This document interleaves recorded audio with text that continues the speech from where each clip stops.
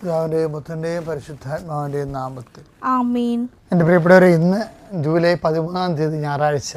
നമുക്ക് അമ്മയോട് ചേർന്ന് പ്രാർത്ഥിക്കാം. അമ്മേ പരിശുദ്ധമ്മേ, അമ്മേ പരിശുദ്ധമേ, ദേവമാതാവേ, ദൈവമാതാവേ, കൃപാസനത്തിലൂടെ ഞങ്ങൾക്കും ഞങ്ങളുടെ ദേശത്തിനും അമ്മ മാധ്യസ്ഥം തേടി തന്ന എല്ലാ അനുഗ്രഹങ്ങൾക്കും കൃപകൾക്കും ഞങ്ങളിപ്പോൾ ഹൃദയം നിറഞ്ഞ നന്ദി പറയുന്നു. അമ്മേ പരിശുദ്ധമേ, ദേവമാതാവേ, 2004 ഡിസംബർ 7 ഉച്ചകഴിഞ്ഞ് 2:30 കൃപാസനത്തിൽ സംഭവിച്ച അമ്മയുടെ പ്രത്യക്ഷപ്പെടലിനെ കുറിച്ച് തിരുസഭയ്ക്ക് സമർപ്പിച്ചിരിക്കുന്ന പഠനരേഖകളുടെ മേൽ സഭാത്മകമായ പഠനം ആരംഭിക്കുവാൻ ഞങ്ങൾ പ്രാർത്ഥിക്കുന്നു. അമ്മേ പരിശുദ്ധമേ, ഭൂസ്വർലോകങ്ങളുടെ രാജ്ഞിയായ അങ്ങേയ്ക്ക് ഭൗമ സംരക്ഷണത്തിനായി പ്രപഞ്ച പ്രകൃതിയെ തന്നെ തിരുസഭ പ്രതിഷ്ഠിക്കുവാൻ ഈ പ്രത്യക്ഷീകരണം വഴി ഇടയാക്കണമേ. പരിശുദ്ധമ്മേ, ജപമാല മാതാവേ, സകല കൃപാസനം പ്രാർത്ഥനകളോടും ചേർത്ത് ഞങ്ങളിപ്പോൾ പ്രാർത്ഥിക്കുന്ന ഈ കുടുംബത്തിന്റെ പ്രത്യേക നിയോഗം. മക്കളെ,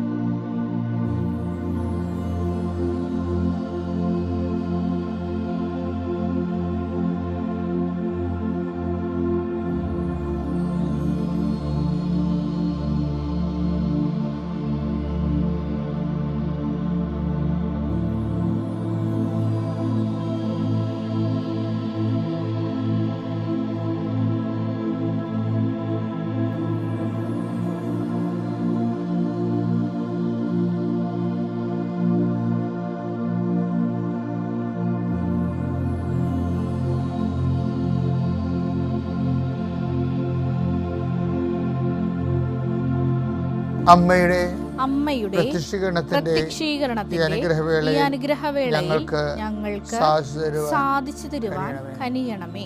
വിശ്വാസ പ്രമാണം. സർവശക്തനായ പിതാവും ആകാശത്തിന്റെയും ഭൂമിയുടെയും സൃഷ്ടാവുമായ ദൈവത്തിൽ ഞാൻ വിശ്വസിക്കുന്നു.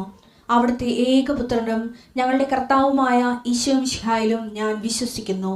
ഈ പുത്രൻ പരിശുദ്ധാത്മാവിനാൽ ഗർഭസ്ഥനായി കന്യകാമറിയത്തിൽ നിന്ന് പിറന്ന് പൊന്തിയോസ് പീലാത്തോസിന്റെ കാലത്ത് പീഡകൾ സഹിച്ച് കുരിശിൽ തറയ്ക്കപ്പെട്ട് മരിച്ച് അടക്കപ്പെട്ട് പാതാളങ്ങളിൽ ഇറങ്ങി മരിച്ചവരുടെ ഇടയിൽ നിന്ന് 3-ാം നാൾ ഉയർത്ത് സ്വർഗത്തിലേക്ക് എഴുന്നള്ളി സർവശക്തിയുള്ള പിതാവായ ദൈവത്തിന്റെ വലതുഭാഗത്തിരിക്കുന്നു. അവിടെ നിന്ന് ജീവിക്കുന്നവരെയും മരിച്ചവരെയും വിധിക്കുവാൻ വരുമെന്നും ഞാൻ വിശ്വസിക്കുന്നു. പരിശുദ്ധാത്മാവിലും ഞാൻ വിശ്വസിക്കുന്നു. വിശുദ്ധ കത്തോലിക്കാ സഭയിലും പുണ്യവാന്മാരുടെ ഐക്യത്തിലും പാപങ്ങളുടെ മോചനത്തിലും ശരീരത്തിന്റെ ഉയർപ്പിലും നിത്യമായ ജീവിതത്തിലും ഞാൻ വിശ്വസിക്കുന്നു. ആമേൻ. സ്വർഗ്ഗസ്ഥനായ ഞങ്ങളുടെ പിതാവേ, അങ്ങയുടെ നാമം പൂജിതമാകണമേ. അങ്ങയുടെ രാജ്യം വരണമേ. അങ്ങയുടെ തിരുമനസ് സ്വർഗത്തിലെ പോലെ ഭൂമിയിലുമാകണമേ. അന്നു വേണ്ടുന്ന ആഹാരം ഇന്ന് ഞങ്ങൾക്ക് തരണമേ. ഞങ്ങളോട് തെറ്റ് ചെയ്യുന്നവരോട് ഞങ്ങൾ ക്ഷമിക്കുന്നത് പോലെ ഞങ്ങളുടെ തെറ്റുകൾ ഞങ്ങളോടും ക്ഷമിക്കണമേ. ഞങ്ങളെ പ്രലോഭനത്തിൽ ഉൾപ്പെടുത്തരുതേ, തിന്മയിൽ ഞങ്ങൾ രക്ഷിക്കണമേ. ആമേൻ. നന്മ നിറഞ്ഞ മറിയമേ, സ്വസ്തി. കർത്താവ് അങ്ങയുടെ കൂടെ സ്ത്രീകളിൽ അങ്ങ് അനുഗ്രഹിക്കപ്പെട്ടവളാകുന്നു. അങ്ങയുടെ ഉദരത്തിൻ ഫലമായി ഈശോ അനുഗ്രഹിക്കപ്പെട്ടവനാകുന്നു. പരിശുദ്ധ മറിയമേ, തമ്പുരാന്റെ അമ്മേ, പാപികളായ ഞങ്ങൾക്ക് വേണ്ടി ഇപ്പോഴും ഞങ്ങളുടെ മരണസമയത്തും തമ്പുരാനോട് അപേക്ഷിക്കണമേ. ആമേൻ. കർത്താവിന്റെ ഉന്നതമായ നാമത്തിന് സ്തോത്രം ചെയ്യുന്നു. കർത്താവിന്റെ വിശുദ്ധ പൗരോഹിത്യത്തെ മഹത്വപ്പെടുത്തണമേ. കർത്താവ് സഭയിലുള്ള സാന്നിധ്യം ദൃഢമാക്കണമേ. 39 വർഷം ഞാൻ അർപ്പിച്ച കൃപാനയുടെ യോഗ്യതയാൽ കൃപാസ്ഥാനത്താറെ ജീവനോടെ പ്രത്യക്ഷപ്പെട്ട പരിശുദ്ധ അമ്മയുടെ മാധ്യസ്ഥത്താൽ ഞാൻ എല്ലാ മക്കളെയും ആശീർവദിക്കുന്നു. ഈശോയെ, ഇന്ന് യാത്ര ചെയ്യുന്നവരെ, ഇന്ന് ദേവാലയത്തിൽ പോവുകയും ദൈവികമായ കാര്യങ്ങളിൽ ഏർപ്പെടുകയും സഭയെ സഹായിക്കുകയും ശുശ്രൂഷിക്കുകയും സഭയുടെ സംഘടനകളിൽ പ്രവർത്തിക്കുന്നവരെ, ഇന്ന് ഉടമ്പടി പ്രകാരം രോഗികളെ കാണാൻ പോകുന്നവർ, സുവിശേഷ വേലയ്ക്ക് പോകുന്നവർ, പത്രം കൊടുക്കാൻ പോകുന്നവർ, അനാഥാലയങ്ങളിൽ പോകുന്നവർ, ഞാൻ രോഗിയായിരുന്നു നിങ്ങൾ എന്നെ സന്ദർശിച്ചു എന്ന് പറഞ്ഞ് കർത്താവിൻ്റെ വചനം പാലിച്ചു പോകുന്നവരെല്ലാം, അവരെല്ലാം നീ അനുഗ്രഹിക്കണമെന്ന് പ്രാർത്ഥിക്കുന്നു. കർത്താവിൻ്റെ കരുണ നിങ്ങളെ ആവശ്യിക്കട്ടെ. നിങ്ങളുടെ വലത്തും ഇടത്തും വീട്ടിലും വഴിയിലും ജലത്തിലും കരയിലും മുകളിലും ഹൃദയത്തിലും കർത്താവിൻ്റെ സാന്നിധ്യവും സഹവാസവും സംരക്ഷണവും വിടുതലുണ്ടാകട്ടെ. പകൽ മേഘസ്തംഭവും രാത്രി തീത്തൂണുമായി നമ്മളെ നയിച്ച നമ്മുടെ പിതാക്കന്മാരുടെ ദൈവം തൻ്റെ തൂവലുകൾ കൊണ്ട് നിന്നെ മറക്കുകയും നിൻ്റെ വഴികളിൽ അവിടെ നിന്നെ സംരക്ഷിക്കുകയും ചെയ്യട്ടെ. പിതാവിൻ്റെയും പുത്രൻ്റെയും പരിശുദ്ധാത്മാവിൻ്റെയും നാമത്തിൽ ആമേൻ.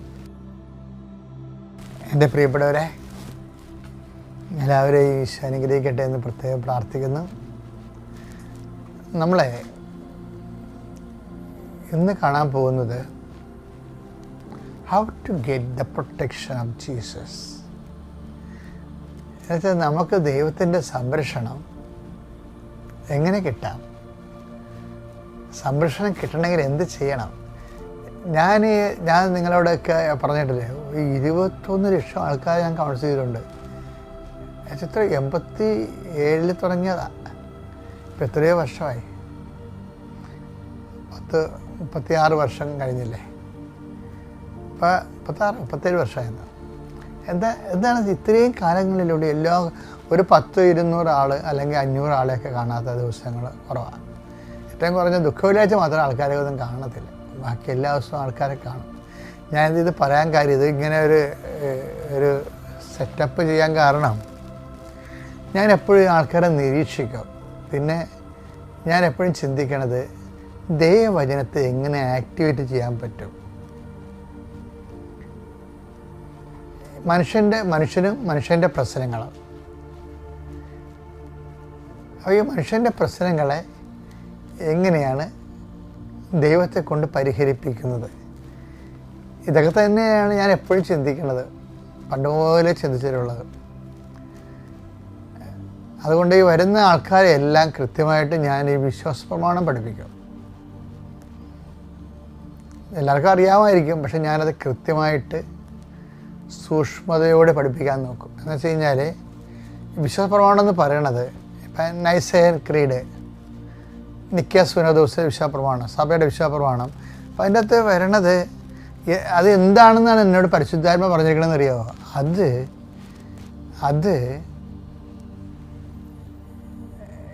അത് വിശ്വാസത്തിൻ്റെ എക്സ്പ്രഷൻസാണ്. അതെങ്ങനെയാണ്? ആദിമസഭയിലെ പൗലോസിനുണ്ടായ വെളിപാടാണ്. എന്താണ്? യേശു കർത്താവാണെന്ന് അധരം കൊണ്ട് ഏറ്റു പറഞ്ഞാൽ ദൈവം അവനെ മരിച്ചവരിൽ നിന്ന് ഉയർപ്പിച്ചെന്ന് ഹൃദയത്തിൽ വിശ്വസിച്ചാൽ നീ രക്ഷ പ്രാപിക്കും. രക്ഷയെന്ന് പറയണത് അതുപോലെ ഈശോ തന്നെയാണ്. ഇത് ഞാൻ എപ്പോഴും പറഞ്ഞുകൊണ്ടിരിക്കും എല്ലാ ധ്യാനങ്ങളിലും. എൻ്റെ ധ്യാനത്തിൻ്റെ പ്രധാനപ്പെട്ട പ്രമേയം എന്ന് പറഞ്ഞു കഴിഞ്ഞാൽ എന്താണ്? അത് 10:9, റോമ 10:9, പിന്നെ ലൂക്ക 2:30. ഇപ്പം രക്ഷ എങ്ങനെയാണ് പ്രാപിക്കണത്? ഇപ്പം അതുകൊണ്ട് അതിൻ്റെ ഇപ്പം രക്ഷ എന്ന് പറഞ്ഞാൽ ആരാണ്? രക്ഷ എങ്ങനെയാണ് പ്രാപിക്കണത്? ഞാൻ അങ്ങനെയൊക്കെയാണ് ചിന്തിക്കണല്ല, പരിശുദ്ധാത്മാവിൽ പ്രാർത്ഥിക്കുന്നത്. നമ്മുടെ ആധ്യാത്മിക ലക്ഷ്യം എന്താണ്? യമനിയമാസന, പ്രാണായാമ, പ്രത്യാസന, നിധിധ്യാസന, സമാധി, അങ്ങനെ ഒരു സമാധിയിലേക്ക് പോകുന്നതല്ല നമ്മുടെ ലക്ഷ്യം. നമ്മുടെ ആധ്യാത്മിക ലക്ഷ്യം ഈ ക്രിസ്തുവിനെ അനുഭവിക്കുകയാണ്. അപ്പോൾ നിനക്കൊരു പ്രശ്നം ഉണ്ടെങ്കിൽ അത് ക്രിസ്തുവിനെ അനുഭവിക്കാനുള്ള പുതിയൊരു വാതിൽ തുറന്നു വരികയാണ്, സാധ്യതയാണ്. അപ്പോൾ ക്രിസ്തുവിനെ അനുഭവിക്കണമെങ്കിൽ എന്ത് ചെയ്യണം? അപ്പോൾ ആ പ്രശ്നകാലങ്ങളിൽ തന്നെ വിശ്വാസം പ്രഖ്യാപിക്കണം. വിശ്വാസത്തെ നമുക്കറിയാം, വിശ്വാസം എന്ന് പറയണത് പലപ്പോഴും ഒരറിവിൻ്റെ തലത്തിലുള്ള വിശ്വാസമുണ്ട്, അല്ലേ? വിശ്വാസം കേൾവി എന്നൊക്കെ പറയത്തില്ലേ? കേൾവി യേശുക്രിസ്തുവിനെ കുറിച്ചുള്ള പ്രസംഗങ്ങളിൽ വന്നാണ്. അപ്പം എന്തെങ്കിലും വിശ്വാസമല്ല ഉള്ളത്, ക്രിസ്തുവിനെ കുറിച്ചുള്ള വിശ്വാസങ്ങളാണ്. ഞാനിത് പറയണ കാരണം, അതായത് നിങ്ങളിപ്പോൾ ഞാൻ പറഞ്ഞത് എല്ലാം വചനങ്ങളില്ലേ, ഒന്ന് ചിന്തിച്ച് നോക്കിയാൽ നിങ്ങൾ. ആദ്യം വിശ്വാസം അറിവിൽ നിന്ന് വരണ കാണാം. എന്തറിവാൻ? വിശ്വാസം കേൾവിയിൽ നിന്ന്. 10:17 റോമ. ആകയാൽ വിശ്വാസം കേൾവിയിൽ നിന്നും, കേൾവി ക്രിസ്തുവിനെ പറ്റിയുള്ള പ്രസംഗത്തിൽ നിന്നുമാണ്. ഇത് ഇതിലേക്ക് 100 പ്രാവശ്യം നിങ്ങൾ കേട്ടിട്ടുണ്ട്. പക്ഷേ ഇതാണ് അടിത്തറ ഉറപ്പിച്ചില്ലെങ്കിൽ ഉത്തരവിധാനമൊക്കെ ഇങ്ങനെ വിണ്ടുകേറി വരും. പ്രത്യേകിച്ച് കാറ്റും മഴ ഉണ്ടാകുമ്പോൾ. കർത്താവ് ഒരു കാര്യം പറഞ്ഞ് ഓർക്കുന്നുണ്ടോ? എന്താണ്? ഇപ്പം അടിത്തറ എന്താണ്?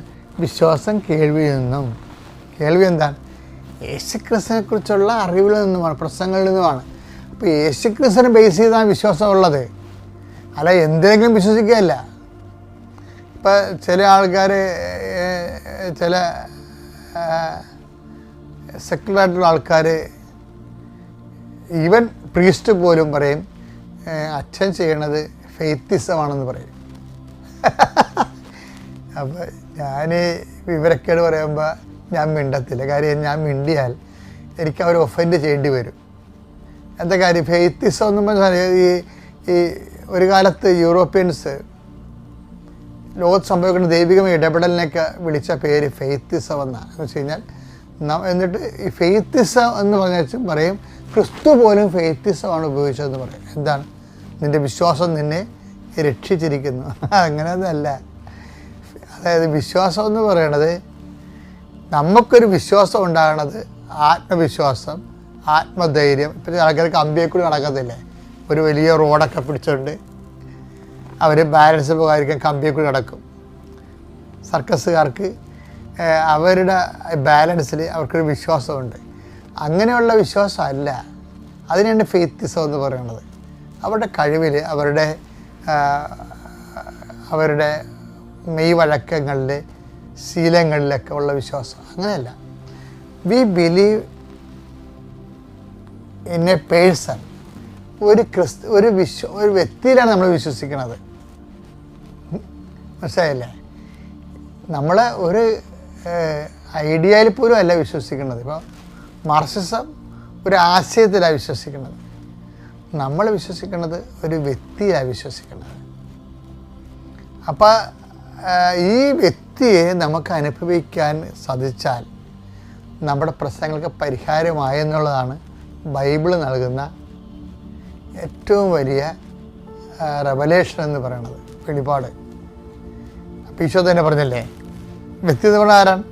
ഇപ്പം ഈ വ്യക്തിയെ സംബന്ധിച്ചിടത്തോളം ബൈബിൾ പറയും, ലൂക്കാ 2:30, എന്തെന്നാൽ സകല ജനതകൾക്കും വേണ്ടി അങ്ങ് ഒരുക്കിയിരിക്കുന്ന രക്ഷ എന്റെ കണ്ണുകൾ കണ്ടു കഴിഞ്ഞു.